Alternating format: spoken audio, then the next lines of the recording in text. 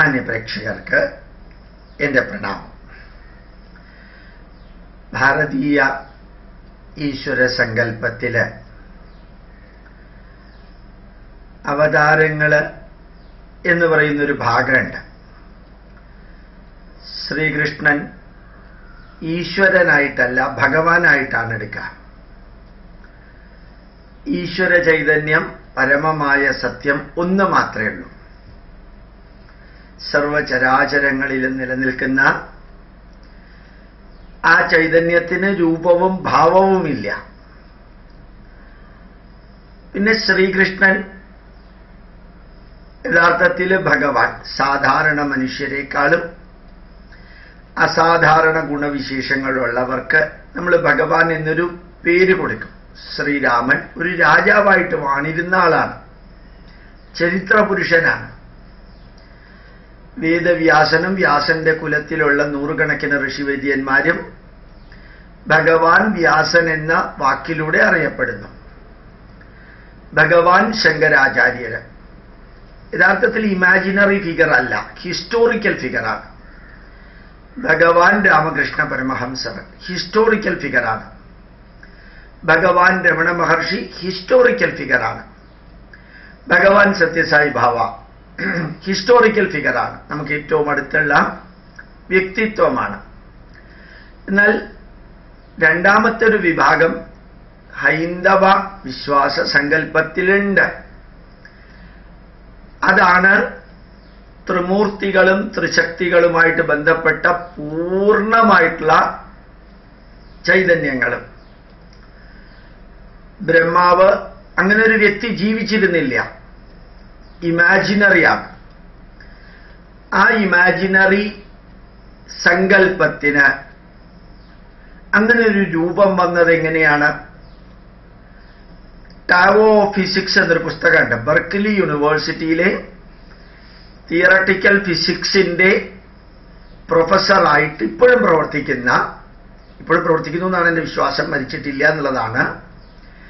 Theoretical ഫിസിക്സിന്റെ പ്രൊഫസറായിട്ട് പ്രവർത്തിക്കുന്ന അദ്ദേഹം വളരെ ഭംഗിയായിട്ട് ഫ്രിഡ്ജ് ഓഫ് ക്യാപ്ര വളരെ ഭംഗിയായിട്ട് വിവരിച്ചിട്ടുണ്ട്. ഞാൻ അനന്ത മഹാസാഗരത്തിന്റെ തിരമാലകളെ നോക്കി ആ കടൽ തീരത്തിരുന്ന് ഏകാന്തനായിട്ട് ധ്യാനിച്ചപ്പോൾ ഈ തിരമാലകളിലെ മോളിക്യൂളുകളുടെ ചലനവും ഒരാറ്റത്തിലെ ഇലക്ട്രോണുകളുടെ S orbital, P orbital, D orbital, F orbital തുടങ്ങിയ ഓർബിറ്റലുകളിൽ അനന്തമായ വേഗതയിലൂടെ കറങ്ങിക്കൊണ്ടിരിക്കുന്ന ഇലക്ട്രോണുകളുടെ ചലനവും ന്യൂക്ലിയസിന്റെ സ്പിന്നിങ്ങും ഈ പ്രപഞ്ചത്തിലെ അനവധി ഗാലക്സികളുടെയും അനവധി സോളാർ സിസ്റ്റങ്ങളുടെയും എല്ലാം ചലനവും താണ്ഡവ നൃത്തമാടുന്ന ശിവന്റെ രൂപത്തിൽ ധ്യാനത്തിലൂടെ എൻ്റെ മനസ്സിൽ ഉദയം ചെയ്തു എന്ന് അദ്ദേഹം പറയേണ്ടായി. യഥാർത്ഥത്തിൽ പതഞ്ജലി മഹർഷി ധ്യാനത്തെക്കുറിച്ച് പറയുന്നതും അത് തന്നെയാണ്. ചന്ദ്രനെ ഫോക്കസ് ചെയ്തിട്ട് ധ്യാനിച്ചാല് നക്ഷത്രമണ്ഡലത്തെക്കുറിച്ചുള്ള രൂപം കിട്ടും. സൂര്യനെ ഫോക്കസ് ചെയ്തിട്ട് ധ്യാനിച്ചാല് ഈ പ്രപഞ്ചത്തിന്റെ രൂപം നമ്മുടെ മനസ്സാകുന്ന ലാബറട്ടറിയില് ചിന്തകളാകുന്ന ഗവേഷണങ്ങളിലൂടെ ധ്യാനമാകുന്ന വഴി ഉപയോഗിച്ച് കണ്ടെത്താൻ സാധിക്കും. ഒരു ചെടിയുടെ വിത്ത് അതിനെ ധ്യാനിച്ചാല്, അതിനെക്കുറിച്ചൊരു ധാരണ മനസ്സിലുണ്ടാക്കിയിട്ട് ധ്യാനിച്ചാല് ആ ചെടിയെക്കുറിച്ച് ഒരു രൂപം നമ്മുടെ മനസ്സിൽ ഉദയം ചെയ്യും. ഇതാണ് ധാരണ മനസ്സിലുണ്ടാക്കി ധ്യാനിക്കുമ്പോൾ കിട്ടുന്നത്. ഇപ്പൊ ഈ പ്രകൃതിയിലുള്ള 3 പ്രതിഭാസങ്ങളാണ്, ജീവനുള്ളതിലും ജീവനില്ലാത്തതിലുമുള്ള പ്രതിഭാസങ്ങളാണ് സൃഷ്ടിയും സ്ഥിതിയും സംഹാരവും.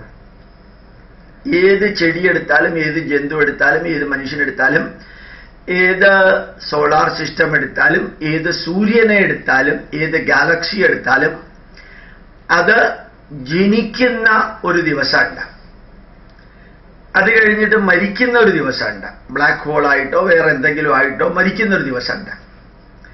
ഈ ജനിക്കുന്നതിനും മരിക്കുന്നതിനും ഇടയ്ക്ക് നിലനിൽക്കുന്ന ഒരു കാലഘട്ടമുണ്ട്. ഞാൻ ജനിക്കുന്ന ദിവസം എന്ന് ഉദ്ദേശിച്ചത് സമയം എന്ന് മാത്രമാണ്, 24 hours എന്ന അർത്ഥത്തിലല്ല. ജനിക്കുന്ന ഒരു കാലഘട്ടമുണ്ട് എന്ന് പറയായിരിക്കും കുറച്ചും കൂടി എളുപ്പം. അത് മരിക്കുന്ന കാലഘട്ടമുണ്ട്. മനുഷ്യനും ജീവികൾക്കും ഒക്കെ ദിവസമോ മിനിറ്റോ പറയാം. പക്ഷെ ഗാലക്സികൾക്കും സോളാർ സിസ്റ്റങ്ങൾക്കും ഒക്കെ നമ്മൾ മിനിറ്റ്, ദിവസം എന്ന വാക്കുകൾ ഉപയോഗിക്കുമ്പോൾ കാലം എന്ന അർത്ഥമേ ഉള്ളൂ. The day in which the solar system is evolved എന്ന വാക്കിന്റെ അർത്ഥം ആ പർട്ടിക്കുലർ ദിവസം എന്നല്ല. അപ്പോൾ ഓർമ്മിക്കുക, ഈ ജീവനുള്ളതും ജീവനില്ലാത്തതുമായ പ്രപഞ്ചത്തിലെ മെറ്റീരിയലിസ്റ്റിക് വേൾഡ്, എനർജിക്ക് ക്രിയേഷനും ഡിസ്ട്രക്ഷനും ഇല്ല. Energy can neither be created nor B destroyed. If one form of energy changes it will appear in another form.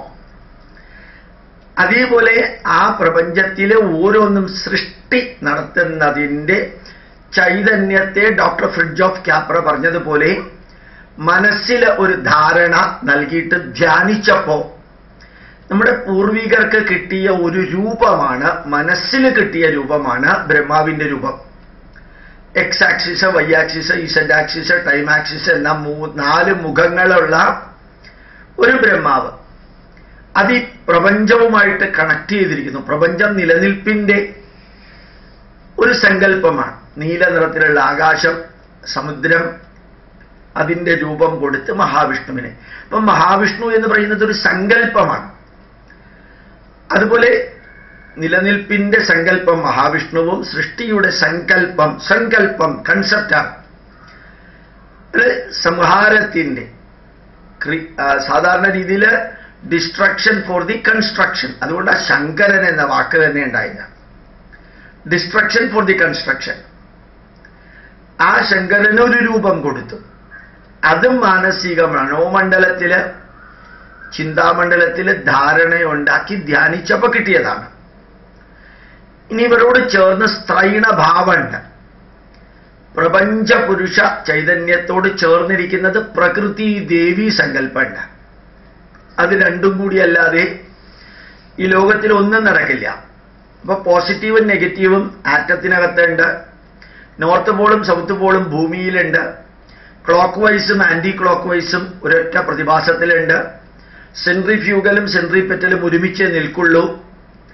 അതുപോലെ തന്നെ ഉദയമുണ്ടെങ്കിൽ അസ്തമയമുണ്ട്, ജനനമുണ്ടെങ്കിൽ മരണമുണ്ട്, ഉയർച്ചയുണ്ടെങ്കിൽ താഴ്ചയുണ്ട്, ലാഭമുണ്ടെങ്കിൽ നഷ്ടമുണ്ട്. ഇതെല്ലാം കോംപ്ലിമെന്ററി ആയിട്ട് നിൽക്കുന്ന 2 പ്രോസസ്സുകളാണ്. ഒരു പ്രോസസ്സായിട്ട് ഒരിക്കലും ഇത് നിൽക്കില്ല. അപ്പോ സംഹാരശക്തി ശിവനുണ്ടെങ്കിൽ അതിനോടൊപ്പം ഒരു ശക്തി ചൈതന്യവും കൂടി ഉണ്ടായിരിക്കണം. ഒരു വിളക്കിലെ ജ്വാല നശീകരണത്തിന് കാരണമാകുന്നില്ല. അത് കാട്ടുതീയാവുമ്പോഴാണ്, അതിശക്തമായിട്ടുള്ള ഒരു പ്രതിഭാസം കൂടി ആഡ് ചെയ്യുമ്പോഴാണ് കാട്ടുതീ ഡിസ്ട്രക്ഷന് കാരണമാവുന്നത്. ബ്രഹ്മാവ് എന്ന സങ്കല്പത്തിന്റെ കൂട്ടത്തിൽ നോളജ് എന്ന സരസ്വതി കൂടി ചേർന്നാലേ ക്രിയേഷൻ നടക്കുള്ളൂ. ലക്ഷ്മി എന്ന പ്രോസ്പെരിറ്റി, അത് വിഷ്ണു എന്ന ചൈതന്യത്തോട് ചേർന്നാലാണ് ശരിക്കും സ്ഥിതി നടക്കുക. അപ്പൊ ബ്രഹ്മ വിഷ്ണു മഹേശ്വരന്മാർ സങ്കല്പമാണ്. അതുപോലെ ബ്രഹ്മ പത്നി എന്ന് നമ്മൾ സാങ്കല്പികമായിട്ട് കൊടുക്കുന്നത് സരസ്വതി, അറിവാണ്. മഹാവിഷ്ണുവിന്റെ സാങ്കല്പിക പത്നിയായിട്ടാണ് ലക്ഷ്മിയെ കൊടുക്കുന്നത്. അതുപോലെ ശിവന്റെ സാങ്കല്പികമായിട്ടുള്ള ശക്തിയായിട്ടാണ് നമ്മൾ പാർവതിയെ കൊടുക്കുന്നത്. ഇത് പറയാൻ കാരണം, ഇപ്പോൾ ഒരാൾ നിങ്ങളോട് പറഞ്ഞു വിചാരിക്കാം, ബ്രഹ്മാവ് കാളയിറച്ചി തിന്നിരുന്നു. ബ്രഹ്മാവ് എന്ന് പറയുന്നതിന് ഒരു സങ്കല്പമാണ്, പിന്നെ ഇങ്ങനെ കാളയിറച്ചി തിന്നുക. അല്ലെങ്കിൽ ഇന്ദ്രൻ ഒരു സങ്കല്പമാണ്. പഞ്ചജ്ഞാനേന്ദ്രിയങ്ങളുടെ രാജാവാണ്. ഇന്ദ്രിയങ്ങളുടെ, ജ്ഞാനേന്ദ്രിയം, കർമ്മേന്ദ്രിയം, പഞ്ചപ്രാണൻ, പഞ്ചഭൂതങ്ങളുടെ രാജാവാണ് യഥാർത്ഥത്തിൽ ഇന്ദ്രൻ എന്ന സാങ്കല്പികമായിട്ടുള്ള വൈദിക ദേവത. അപ്പൊ ഇന്ദ്രൻ കാളയെയും പോത്തിനെയും ഒട്ടകത്തെയും എല്ലാം തിന്ന് അറേബ്യയിലെ മരുഭൂമിയിലൂടെ ഒട്ടകത്തെ പോലെ നടക്കുന്ന ഒരു പ്രതിഭാസമാണെന്ന് കുറേയധികം മുസ്ലിങ്ങൾ പറഞ്ഞാൽ അതിന്റെ സംശയിക്കേണ്ട, അതൊരു സാങ്കല്പികമാണ്. അവിടെ എങ്ങനെയാ ഇതൊക്കെ തിന്നലെന്നുണ്ടാവുക? കഥകളിലൂടെ പലതും പറഞ്ഞിട്ടുണ്ടാവും, അത് കഥകളാണ്. ഇനി നോക്കാം, യഥാർത്ഥത്തിൽ ഈ ദേവീ സങ്കല്പത്തിൽ തന്നെ 3 ആക്കിയിട്ടുണ്ട്. പ്രപഞ്ചത്തിലെ സൃഷ്ടി സ്ഥിതി സംഹാരം എന്നുള്ളത് 3 ആക്കിയതുപോലെ ശരിക്കും ഇച്ഛാശക്തി മനസ്സിലും, ജ്ഞാനശക്തി തലച്ചോറിലും, ക്രിയാശക്തി ശരീരാവയവങ്ങളിലും ഒന്നിൽ തന്നെ നിലകൊള്ളുന്ന മൂന്നെണ്ണാണ്. ഇനി ഒരു ദേവി മഹാത്മ്യത്തിലെ മന്ത്രം നോക്കാം. യാ ദേവി സർവഭൂതേഷു ജ്ഞാനരൂപേണ സംസ്ഥിത. ഈ ദേവി സർവചരാചരങ്ങളിലും ജ്ഞാനത്തിന്റെ രൂപത്തിൽ നിലനിൽക്കുന്നു. നമസ്തസ്യൈ നമസ്തസ്യൈ നമസ്തസ്യൈ നമോ നമഃ. യാ ദേവി സർവഭൂതേഷു മാതൃരൂപേണ സംസ്ഥിത. അമ്മയുടെ രൂപത്തിൽ സർവചരാചരങ്ങളിൽ നിൽക്കുന്നു. നമസ്തസ്യൈ നമസ്തസ്യൈ നമസ്തസ്യൈ നമോ നമഃ. അവർക്ക് ഞാൻ പ്രണാമം ചെയ്യുന്നു. അതുപോലെ യാദേവി സർവഭൂതേഷു ധൃതിരൂപേണ സംസ്ഥിത. നിശ്ചയദാർഢ്യം പോലെ. യാദേവി സർവഭൂതേഷു സ്മൃതിരൂപേണ, ഓർമ്മയുടെ രൂപത്തില്. യാദേവി സർവഭൂതേഷു ജ്ഞാനരൂപേണ സംസ്ഥിത. യാദേവി സർവഭൂതേഷു വിജ്ഞാനരൂപേണ സംസ്ഥിത. യാദേവി സർവഭൂതേഷു ബുദ്ധിരൂപേണ സംസ്ഥിത. യാദേവി സർവഭൂതേഷു ജ്ഞാനരൂപേണ സംസ്ഥിത. എല്ലാ വികാര വിചാരങ്ങളും അറിവുകളും എല്ലാം ഒരു സാങ്കല്പികമായിട്ടുള്ള ഫിഗറിൽ കൊണ്ടുവന്ന് നമ്മൾ ചേർത്തിരിക്കുന്നു. സാധാരണക്കാർക്ക് ഇത് സങ്കല്പിക്കാൻ ബുദ്ധിമുട്ട് വരുന്നത് കൊണ്ടാണ് നമ്മൾ രൂപം കൊടുത്തത്. സരസ്വതിക്കൊരു രൂപം കൊടുത്തു. രൂപം കൊടുത്തില്ലെങ്കിൽ ചിന്തിക്കാൻ പറ്റില്ല. വിദ്യയെ ഇങ്ങനെ ഇമാജിൻ ചെയ്യാൻ പറഞ്ഞ ഒരു കുട്ടിക്ക് എങ്ങനെ സാധിക്കാം? അപ്പൊ ശരിക്കും നമ്മൾ കൊടുത്തു. സരസ്വതി നമസ്തുഭ്യം വരദേ ജ്ഞാനരൂപിണി വിദ്യാരംഭം കരിഷ്യാമി സിദ്ധിർഭവതു മേ സദാ. പത്മപ്രിയേ പത്മിനി പത്മഹസ്തേ പത്മാലയേ പത്മദലായ ദാക്ഷി വിശ്വപ്രിയേ വിഷ്ണു മനോനുകൂലേ പാദപത്മം മൈ സന്നിധസ്വ. ഒരു രൂപം കൊടുത്തു ഇമാജിനറി ആയിട്ട്. സർവമംഗളമംഗല്യേ ശിവേ സർവാർത്ഥ സാധകേ ശരണ്യേ ത്രയംബകേ ദേവി നാരായണി നമോസ്തുതേ. ഒരു രൂപം കൊടുത്തു. പത്മാസനേ പത്മഊരു പത്മാക്ഷി പത്മസംഭവേത് ത്വം മാം ഭജസി പത്മാക്ഷി എന്ന സൗഖ്യം ലഭാമ്യഹം എന്ന് പറഞ്ഞിട്ട് രൂപം കൊടുത്തു. പത്മപ്രിയേ പത്മിനി പത്മഹസ്തേ പത്മാലയേ പത്മദലായ ദാക്ഷി വിശ്വപ്രിയേ വിഷ്ണു മനോനുകൂലേ എന്നുള്ള വരികളൊക്കെ നമ്മൾ സാങ്കല്പികമായിട്ട് കൊടുത്തതാണ്. ഇപ്പൊ ഭാരതത്തിൽ ഈശ്വരൻ എന്ന് പറയുമ്പോൾ മറ്റൊരു മതത്തിലെയും ഈശ്വര സങ്കല്പം മാതിരിയല്ല. പ്രപഞ്ച പുരുഷനെ നമ്മൾ മൂന്നായിട്ട് തിരിച്ചു. ത്രിമൂർത്തി സങ്കല്പം. പ്രകൃതി ദേവിയെ മൂന്നായിട്ട് തിരിച്ചു. അതാണ് ഇച്ഛാശക്തി, ജ്ഞാനശക്തി, ക്രിയാശക്തി, ലക്ഷ്മി, സരസ്വതി, പാർവതി. ഇത് ബ്രഹ്മാവിഷ്ണു മഹേശ്വരന്മാരാണ്. ഇനി അതിനുമപ്പുറം കടന്നാൽ ഒരു രൂപമാണ് നമുക്ക് സാധാരണക്കാർക്ക് വേണ്ടാത്തതാണ്, എത്താൻ പറ്റാത്തതാണ്. ശരിക്ക് ബ്രഹ്മചൈതന്യം. അതിനൊരു സ്ത്രീഭാവമുണ്ട്, മഹാമായ ചൈതന്യം. ബ്രഹ്മചൈതന്യത്തിന്റെ സ്ത്രൈണഭാവമാണ് മഹാഭാവം. ഇതൊന്നും മറ്റു മതങ്ങളിലില്ല. അല്ലാഹുവിനൊരു സ്ത്രൈണഭാവം ഇല്ല. യഹോവയ്ക്കൊരു സ്ത്രൈണഭാവം ഇല്ല. പുരുഷ മേധാവിത്വത്തിന്റെ നിർദ്ദേശിക്കുന്ന അരോഗൻസിന്റെ ഒരു ധാർഷ്ട്യത്തിന്റെ ഭാഷയാണ് പുരുഷദേവന്മാര്. സ്നേഹത്തിന്റെ ഭാഷയാണ് സ്ത്രീ ദേവതമാര്. ഇങ്ങനെയുള്ളത് കൂടി ഒന്ന് അറിയുമ്പോഴാണ് പലപ്പോഴും ആവശ്യമില്ലാത്ത പല സംശയങ്ങൾ ആരെങ്കിലൊക്കെ ഏതെങ്കിലും ഒരു വരിയെടുത്ത് തകഴി ശിവശങ്കരപ്പിള്ള എഴുതിയ ചെമ്മീൻ എന്ന ഗ്രന്ഥത്തിലെ വേദത്തിന്റെ 10 സൂക്തങ്ങളുണ്ട് എന്ന് ആരെങ്കിലും പറഞ്ഞാൽ പിന്നെ അത് അന്വേഷിച്ചു പോവാൻ ചെമ്മീനിലെ വേദത്തിന്റെ 10 സൂക്തങ്ങളുണ്ടോ? അതിൽ വരാൻ സാധ്യതയില്ല. ഇനി അഥവാ ഉണ്ടെങ്കിൽ തന്നെ നമുക്ക് എന്താ. അതേപോലെ തന്നെ വേറെ ആരെങ്കിലും എഴുതിയ MT വാസുദേവൻ നായരുടെ 2-ാം ഊഴത്തില് അതില് മുഴുവനും ഇന്ദ്രനെ കുറിച്ചാണ് പറയുന്നത്. അതെയോ, ഇന്ദ്രനെ കുറിച്ചാണോ? ആയിക്കോട്ടെ, നമുക്കെന്താ. ഈ സംശയങ്ങൾ വരാൻ കാരണം അടിസ്ഥാനപരമായിട്ടുള്ള ബേസിക് നോളജ് ഉണ്ടാവേണ്ടത് നമുക്ക് ഉണ്ടായിട്ടില്ല. മാത്രമല്ല, നമ്മൾ അടിച്ചമർത്തി ബ്ലൈൻഡായിട്ട് വിശ്വസിക്കാൻ നമ്മൾ ഹിന്ദുക്കളോട് പറയാറുമില്ല. ചോദ്യം ചെയ്ത് വിശ്വസിക്കും. അതുകൊണ്ട് നമുക്ക് ചോദ്യം ചോദിക്കൽ തന്നെ ജോലിയായിരുന്നിരിക്കുകയാണ്. മാത്രമല്ല, വേറൊന്നും കൂടി ഉണ്ട്. ഇനിയിപ്പോൾ ഏതെങ്കിലും കാര്യങ്ങളൊക്കെ ഇതിനകത്ത് ഉണ്ടെന്ന് തന്നെ വിചാരിക്കാം. എന്താ കുഴപ്പം? എന്താ ഉണ്ടെങ്കിൽ നമ്മൾ എഴുതിയതല്ല രാമായണം, നമ്മൾ എഴുതിയതല്ല ചാന്തോക്യോപനിഷത്ത്, നമ്മൾ എഴുതിയതല്ല ഭവിഷ്യപുരാണം. അത് അവരന്ന് എഴുതി. അവരെഴുതിയത് മുസ്ലിങ്ങളും ക്രിസ്ത്യാനികളും ഉപയോഗിക്കുകയാണെങ്കിൽ അങ്ങ് ഉപയോഗിക്കട്ടെ. അതിൽ കാളയിറച്ചി തിന്നണമെന്ന് പറഞ്ഞിട്ടുണ്ട്. അന്ന് വേണമെന്നുള്ളവർ തിന്നോളൂ. അതിനെന്താ കുഴപ്പം? കാളയിറച്ചി തിന്നാ തൂക്കി കൊല്ലൊന്നുമില്ലല്ലോ. ഇപ്പോഴും തിന്നുന്നില്ലേ? അത് ചാന്തോക്യോപനിഷത്തിൽ പറഞ്ഞിട്ട് വേണോ തിന്നാൻ? തവള ഇറച്ചി തിന്നു കഴിഞ്ഞാൽ തവളയെ പോലെ ചാടാൻ സാധിക്കും. ആയിക്കോട്ടെ. ഒട്ടകത്തിന്റെ ഇറച്ചി തിന്നപ്പോഴാണ് കുറെ അധികം വ്യക്തികൾക്ക് മരുഭൂമിയിൽ ഇങ്ങനെ നടക്കാൻ സാധിച്ചതെന്ന് ഈശാവാസ്യോപനിഷത്തിൽ പറയുന്നുണ്ട്. ആയിക്കോട്ടെ, ഈശാവാസ്യോപനിഷത്തിൽ പറഞ്ഞോട്ട് എന്താ കുഴപ്പം? ഒട്ടകത്തെ പോലെ മരുഭൂമിയിൽ നടന്നോളുക. താറാവിൻ്റെ ഇറച്ചി തിന്നു കഴിഞ്ഞാൽ വെള്ളത്തിൽ ചാടിക്കഴിഞ്ഞാൽ നീന്താൻ തന്നെത്താനെ സാധിക്കും. അതിക്കോട്ടെ, ചാടിക്കോട്ടെ, നീന്തിക്കോട്ടെ, അതിനെന്താ കുഴപ്പം? അതുപോലെ തന്നെ ഖലാസികൾ എന്ന് പറയുന്ന ഒരു വിഭാഗം നോർത്ത് കേരളയിലുണ്ട്. അവരുടെ ഇറച്ചി തിരിയാണെങ്കിൽ റെയിൽവേ എഞ്ചിൻ വരെ പൊക്കാൻ സാധിക്കും എന്ന് കഠോപനിഷത്തിൽ പറഞ്ഞിട്ടുണ്ട്. വെരി ഗുഡ്, പറഞ്ഞോട്ടെ.